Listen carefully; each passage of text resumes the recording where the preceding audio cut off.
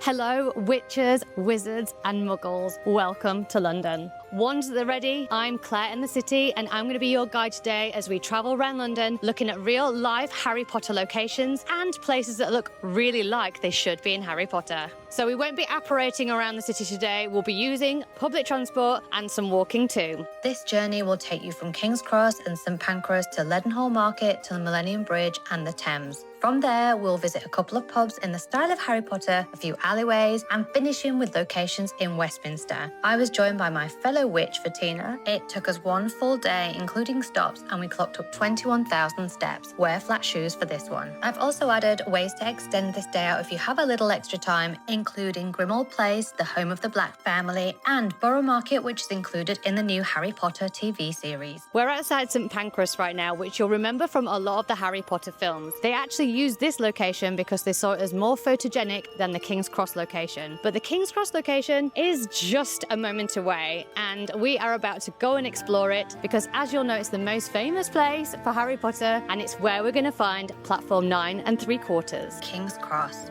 As a northerner, I've travelled in and out of King's Cross long before Harry Potter got his lightning scar and boarded the Hogwarts Express. King's Cross has changed since J.K. Rowling wrote the book and also since the movie was filmed. It's more modern and snazzy than it used to be, with this huge photogenic hall greeting you when you arrive. You'd almost expect to see an owl swooping overhead with a Hogwarts letter. First up is platform 9 3/4, which appears in many of the films where Harry and the Weasleys are seen running through the wall which separates platforms 9 and 10. King's Cross have selected this wall, which is near platform 9 and 10 at the back of the station. Rumour has it that King's Cross have moved this location around, so later in this video I'll show you some places to get Harry Potter shots without having to queue for official snaps. In the name of research, we arrived when it first opened at 8 AM to see what it was like. As you can see, the area is roped off, and although the sign 9 3/4 is there, the trolley is only wheeled out at 8 AM, and it kind of looks like it's not possible to take snaps outside of these times. Some quick facts for you. The queue can get pretty long at busy times, school holidays, weekends, and middle of the day. Aim for first thing if you can. We queued about 10 minutes and we were about third in the queue. I would guess at peak time it can be as much as an hour or so. You can wear any scarf you want. I opted for my Burberry-esque Gryffindor scarf, and my friend Fatina went for Slytherin. They are super efficient. You can pick a pose that they recommend or one of your own. They will hold the scarf up for you. They don't rush you but need to keep it moving. The professional photographer will let you take a photo on your phone, and then they will say, "Look at me," and then the professional photographer takes one as well. It's definitely pricey at £15 for one photo, 2 photos are 20, and 4 photos are 25. You get a printed copy, and then they send you a digital link of all of your shots. We had no intention of buying them, but they were so damn cute. But if you're on a budget, you can take your own photos on your phone, which are just as good, and you can go into the shop free of charge too. Which, while we're here, let's apparate into the Harry Potter shop, which sometimes there can be a short queue, but just not as long as 9 3/4. It's like being inside a mini Diagon Alley mixed with Weasley's Weezer's joke shop. Gosh, try to say that a few times. As they've got everything Harry Potter you can think of. We've got scarves, headbands, keyrings, and so on for all of the houses. Even a cute head wig, and there's Ollivanders with all of the wands, so you can get whichever witch or wizard you like. You can stock up on chocolate frogs, and Bertie Bott's every flavour beans before our journey continues. It is such a treat to wander around here, whether you buy something or not. And as you leave the shop, you might want to go to the front of the station, as I love this archway, which is giving very Harry Potter energy but minus the queue. You can also see the site of the actual platform 9 3/4, which features in the film, because eagle-eyed Harry Potter fans will recognise that the trolley next to the shop doesn't look anything like what it does in the movie. You can only go onto this platform if you have a ticket, but the real platform 9 3/4 used in the film is said to be between platforms 5 and 6. I often travel from this platform to go back to Yorkshire, so I've seen it plenty of times. It is where they run towards the wall on the platform. You might even find a little trolley too. It makes sense that they didn't locate the photo opportunity here. It would have been far too busy with trains coming and going, but if you're a die-hard fans, I thought you might like to see the real location. And in other news that I read in the Daily Prophet, I hear that once again they've been using King's Cross for the new Harry Potter TV series. Back inside the station, you'll remember that the very first shot of Harry and Hagrid in King's Cross was on a bridge over the station. From my research, the bridge was removed, which doesn't surprise me as the station has changed so much over the years. But if you look above the Harry Potter shop, you'll spot a walkway above. And this has such incredible light, it's a great place to get a King's Cross aesthetic without the queue. How enchanting. After visiting King's Cross and maybe grabbing a pumpkin pasty for the road, you can head towards Coldrop's yard or wander next door to St Pancras, where the iconic exterior shots were filmed. And with the Victorian engineering, you'd almost expect the Hogwarts Express to pull up any minute. Just a note on St Pancras. St Pancras was actually a location in the second film for Chamber of Secrets, where the Weasleys had a very, very nice parking space right outside the front. I'm not sure how they snagged that one, but this is home to the Renaissance Hotel. We're gonna have a little explore in there as well. St Pancras is the most impressive, beautiful building, and within it is the stunning Renaissance Hotel. The Weasleys park right out front, and you'll be able to get a nice photo in front of this building. There's a really wide drop-off zone for cars, and look out for the extraordinary clock tower, which is seen when Harry and Ron pass the building in their blue flying car. The inside isn't included in this film, but it is so perfect for the world of Harry Potter, we couldn't resist going inside. To me, it feels like it could be Hogwarts with all the dark wood, deep colours, and opulent details. We sat in the bar to enjoy a non-alcoholic fizz while we looked at our photos from King's Cross. And afterwards, we went to the famous staircase, which was also featured in the Spice Girls' first ever single, Wannabe. You'll remember them doing the choreography on the stairs. We went all the way to the top so we could see this magnificent turquoise dome ceiling, which is total Instagram goals. Enjoy the rich and decorative carpets, the vaulted ceilings, the hand stenciled designs, the stained glass windows, and the colourful murals. It's absolutely outstanding, and you can imagine it as a moving staircase within Hogwarts. So now we've ticked off platform 9 3/4, we're going to head to Leadenhall Market. We're going to jump on the Northern Line and we're going to go to Bank. Now, we're going to go by tube just like Mr. Weasley, but hopefully we'll actually know how to use it. Let's go. Just before we get to Leadenhall Market, there's a little detour you might like to consider. It is a 15-minute walk from King's Cross. This is Claremont Square, and just behind me is the house that is in the Order of the Phoenix. It's the Black's house, and it was number 23 that they used as the inspiration, even though the house was built in a studio and filmed in a studio, and clearly this house doesn't separate and create a new house in between. But this is a really cute, quiet little place to come that's near Angel if you're interested in seeing that location. Now, back to Leadenhall Market. Welcome to Leadenhall Market. This is a beautiful, colourful and very historic place. It's a covered Victorian market in London with its ornate roof, cobbled paths and colourful shop fronts. Just look at the Gryffindor and Slytherin coded red and green paintwork. I love it. Harry Potter fans will know this from the first film, Harry Potter and the Philosopher's Stone, where Hagrid and Harry walk through the market on their way to the Leaky Cauldron. As Harry said to Hagrid, "Can we get all of this in London?" To which Hagrid says, "If you know where to look."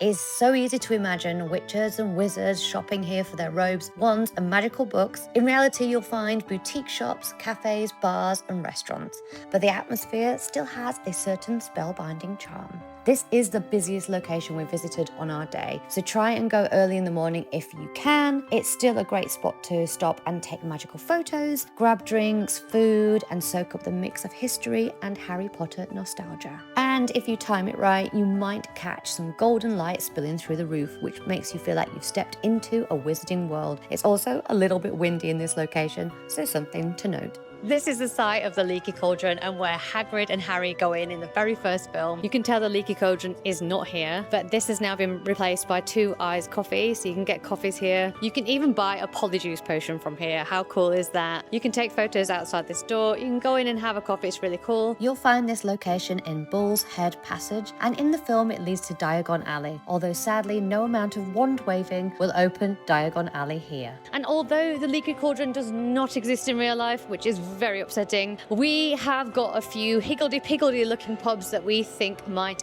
do. So let's go and find them. City of London has Loads of old-fashioned, cool-looking Harry Potter-esque pubs, which are perfect to grab a butterbeer, so feel free to wander around. If you're interested in seeing more of the City of London, I'll link a card here to my video on Race Around the World, London version, which covers all the sites, including great pubs and historic landmarks for you to see. Now we're heading towards our own version of the Leaky Cauldron called Ye Olde Cheshire Cheese Pub. And on the way, we're going to visit the Millennium Bridge, which is 18 minutes walk away, and you might just recognize. I'm interrupting this video to tell you that it's Leviosa, not Leviosa. Make sure you like and subscribe, and let's get back to the video.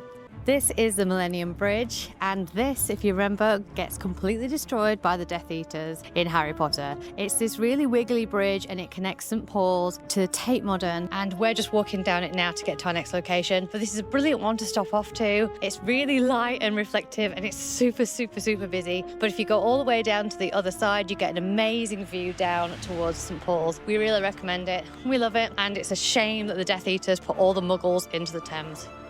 Bad form, guys.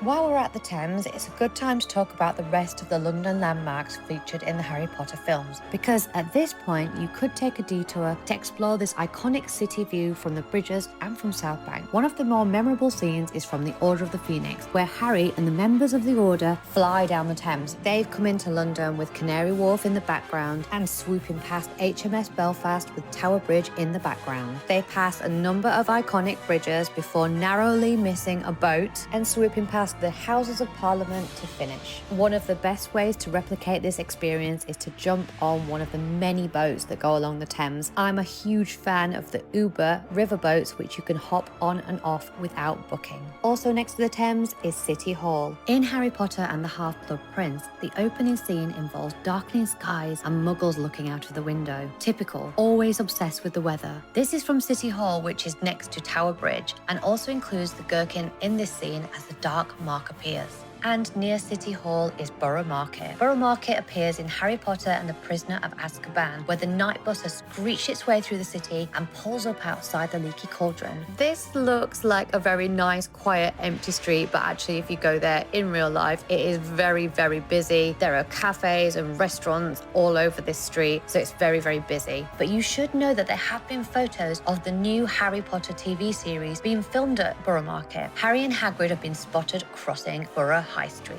and I filmed the exact location to show you. Borough Market is an excellent place to grab food from market stalls and a cracking cup of coffee. I've also mentioned this location in my Bridget Jones location video. You'll remember that she lives in this enviable place right above the Globe pub. But let's get back to Millennium Bridge and our next stop, which is just 13 minutes walk away. We were walking down the very famous Fleet Street, famous for a long history of printing and publishing, the kind of place the Daily Prophet might have belonged. And although this location isn't in the films, it really could be. So we are in Ye Olde Cheshire Cheese, which is one of my picks for that Harry Potter vibes. And it's down a little snickety alleyway, quite hard to find, and it's very old-fashioned, isn't it, Tina? We're very happy, aren't we? Yeah, we are very happy, and it is very old worldy. You have to mind your head as you're going down the stairs and in like little rooms, and it's very much like Leaky Cauldron. Yeah, it's giving like Hagrid's cottage energy. Like there's big chairs and small chairs and nothing quite matches, and there's pictures on the walls. It makes you feel like all the pictures are going to start moving like in Dumbledore's office. So it's very much ticking our Harry Potter brief off. Absolutely, isn't it? Yes, it is indeed. Exactly. Mischief managed. 8 minutes walk away, we have our next location, Gringott's Bank. This really beautiful building is called Australia House, and it's just on the Strand. It's on a beautiful corner, and nearby is Somerset House, which is given the same kind of architecture and energy. This is where they filmed Gringott's Bank before they built the big studio indoors. They use the internals and not the external, although I feel like for external, you really get a vibe from going to the nearby Royal Courts of Justice. But this is a beautiful building to come past. Look at this amazing architecture outside. And if you have a sneak peek through the doors, you can just about make it out inside. Although sadly, and I wish they would let you in, you can't go in. On to the next. Our next location isn't featured in Harry Potter, but it has all the right hallmarks of old school Britishness. Plus, there's a load of bookshops too. First up, you'll walk the 11 minutes through the theatre district, through Covent Garden, the historic market which combines shops, cafes, bars and entertainment. Nearby is Neal's Yard, a colourful, photogenic courtyard which is well worth the 6-minute detour. And next up are Cecil Court and Goodwin Court. Although this street isn't in the Harry Potter films, it is very similar to what you might imagine Diagon Alley to be, and that's why we've come here to have a little look. You've got things on here like antique stores, you're selling paintings, and this particular store behind me is a really beautiful bookshop which specializes in spiritual books. There's lots of witchcraft and wizardry, which I love, and lots of potions and lotions, and I hope you go and have a look. Goodwin's Court, which is through this pink alleyway here, has also been earmarked as a little bit Harry Potter-esque. And since you're at Cecil Court, which is just around the corner, you might as well pop here too. Through this little pink court here is a little alleyway, lots of tiny little houses, and it's got all the Harry Potter vibes. And on the streets leading up to it, also you've got lots of specialist shops, and Covent Garden is a stone's throw away. So have a nice look around while you're here. From this Covent Garden area, you have the option to replicate the journey that the Death Eaters take into London in Harry Potter and the Half-Blood Prince. They flew in across the Thames through Trafalgar Square with Nelson's Column included and towards the National Gallery. Then the Death Eaters go past the church of St Martin's in the Fields, swoop along Charing Cross Road, ending in Leicester Square where they enter Diagon Alley, which you might have noticed has now moved from Leadenhall Market. With magic, you can do whatever you want to do. As well as appearing in the film, Leicester Square is also home to a Harry Potter statue, which features Harry riding a broomstick and playing Quidditch. Nearby is Harry Potter and the Cursed Child play, which is shown at the Palace Theatre, which I haven't seen yet, but I'm absolutely dying to. Piccadilly Circus is pretty memorable in Harry Potter and the Deathly Hallows Part 1 because Harry, Hermione and Ron narrowly escape being hit by the number 19 bus. It's also as busy as it looks in the film, and they continue by walking along Shaftesbury Avenue and the Trocadero Arcade. This is a pretty good place to go for iconic London shots with red buses and black cabs in the background, and it's just next to Regent Street, another Instagrammable location. We didn't make this detour this time, although you can see from the videos I included this in a Bridget Jones location YouTube video. So our next stop was Gordon's Wine Bar, which is next to Embankment Station. This is a crazy cool old wine bar which serves cheese and bread plates. It has dark, cool tunnels and old newspapers on the walls with candles everywhere. It is very Leaky Cauldron-esque and has an outside you can sit in too. And from here, we're off to the locations from Westminster, which we use for the Ministry of Magic. On Harry's first trip to Diagon Alley in the Philosopher's Stone, we get a lovely shot of Parliament and Westminster Bridge. And it also includes Lambeth Bridge in the foreground, which it also featured in Harry Potter and the Prisoner of Azkaban, where it famously squeezes between two other buses and manages to continue on. Westminster is the heart of government, so it makes perfect sense that the entrance to the Ministry of Magic is here. Great Scotland Yard appears in both the Order of the Phoenix and Deathly Hallows Part 1. First, as Harry and Mr Weasley enter the Ministry by a red telephone box, which is sadly just a prop. Permission to install a real one, Your Honour. And in the Deathly Hallows, Ron is on the lookout for Ministry of Magic employees to steal their identities using Polyjuice Potion. We see a disguised Harry, Ron and Hermione leaving this building later, and the whole area is very historic with these big old white buildings looking perfect for running a magical government. Our next stop takes us past the perfectly Potter-esque Red Lion pub, look at all these flowers, and onto Westminster Bridge, where you can catch a golden summer sunset against the backdrop of Parliament, which has been another spot featured in so many films.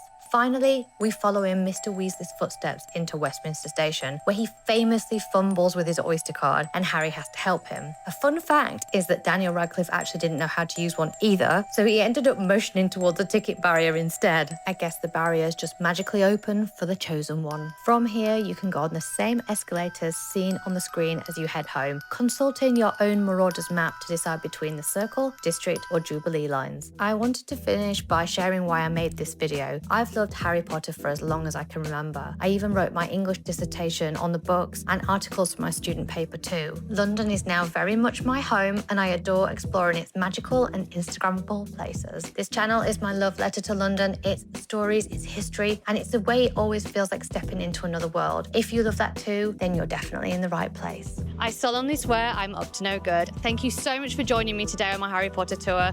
We've come to the end. I'm very sad about it, but I hope you had a great time. Please like, subscribe, and leave me a comment on your favourite bit, and I'll see you next time.